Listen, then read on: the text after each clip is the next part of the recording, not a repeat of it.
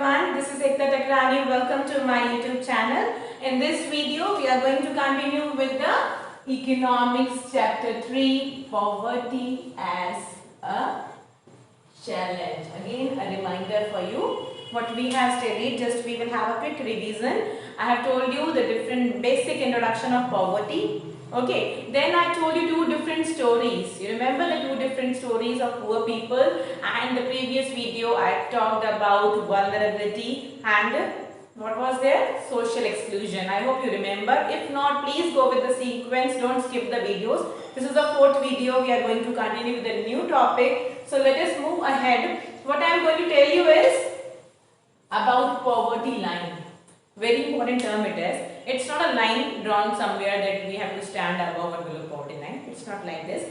It is a parameter which is used to measure whether a person is above poverty line or below. Means his basic requirements, whether he is able to fulfill or not. This is poverty line in general for the whole world. But in different countries, there are different methods of deciding what is the poverty line. The methods, the formulas, the ways are different. Okay. In our country, the poverty line is based on income and consumption level. What we see in our country, we see how much a person earns.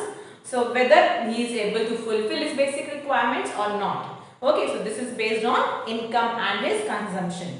What we do further is, we take all the basic requirements, minimum basic requirements, how much minimum food and clothing, medical facilities, all these things he needs. We will bring them together and we will take out a monetary amount, how much amount he needs.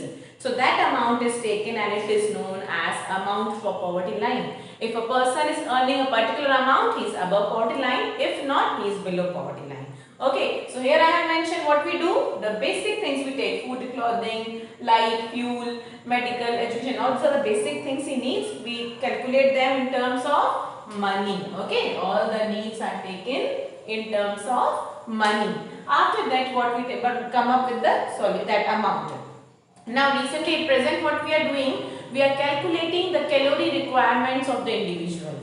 How much calorie a person needs is decided and then the amount is calculated. Okay. So as you know, the people of rural area, they do lot of hard work. No? They do more physical labor, so they need more calories, and urban area people need less calories.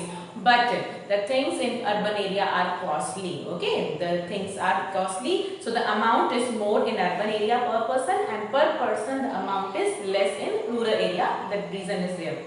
Now the next thing, very important point is this, we are here. Okay, the poverty line varies with time and place. With time it changes. So I want to give you one example. As I can say a task, you have to ask your grandparents how much pocket money they were getting. You will get the answer with 20 paise or 40 paise or whatever. You know, in that amount of pocket money they were enjoying, they were going for movie also, party also, everything they were doing, and they were saving also. Now you can imagine, in rupees also you are not satisfied with 50 rupees, you will take pocket money? No, not at all. Even 500 rupees are less today. Okay, so this is what with time the value of money is changing. So with time it changes. Poverty line also will change with time. Next thing what I said, this was about time. Now we come to place. Another important thing, place. With different places the poverty line will be different. How? For example, in America, if a person is not having car, he will be considered a poor person. And when we come to India, it is still a luxury. In our country, car is a luxury, but America, the thing is different. So with time and with place, the poverty line differs. I hope this point is clear to you. Then, whatever I told you, the calorie requirements are calculated and all, the amount is taken out. So what is the amount? In our country, according to 2000 calculation data of 2000, it is 328 per person. Per month a person should earn 328 in rural area, and in urban area it is 454. Per person should earn 454 rupees per month. So he will be taken as above poverty line. That is the standard amount decided. Now who is deciding this amount? Now the question comes, who is doing this job? Calculating all these amounts This is done by NSSO. It's very important. You just note it down in your copy. I have not written the full form, that's why you have to write. It is National Sample Survey Organization. Okay, what it is doing? It is revising it periodically. Why? It is needs to be revised. I told you with time it changes. Because it changes with time, it is must to revise it after every 5 years, because we say no, महंगाई, price rise, the value of rupee changes. That is why the poverty line, amount of poverty line is also revised after every 5 years by this organization. National Sample Survey Organization is doing this. Okay, so this was about India. Then at the global level, this issue is, we can say, a global issue. It's not a big problem for us only. It is for the whole world, we can say. Poverty, poor people are there. So the World Bank also has decided a standard amount for the whole world. For international level, per person should earn $1 per day. I'm talking about day. You just be very attentive. Here it was about per month. Here per day, an individual should earn $1. So he will be taken as above poverty line.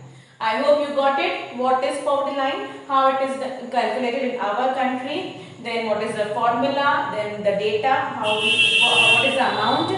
Then we will see who is doing this job. It is done by NSSO. Okay, so this was all about this. Your next topic, if you will be seeing in your book, is what is this? Poverty estimates. Nothing is there, don't worry. The topic only you have to understand. I am telling you the conclusion. Poverty estimates tells the data. A graph is given how the poverty is changing in years, in decades. I told you it's still a challenge. It is there, but it is reducing. The percentage of poor people is going down. So it's a good thing it is going down. But another sad reality is, as the population, we are having a big population, right? So when we compare with population, millions of people are still poor. But if you will see the positive point, if you will see the percentage of poor is decreasing. If it was 40, it is 35 or 40.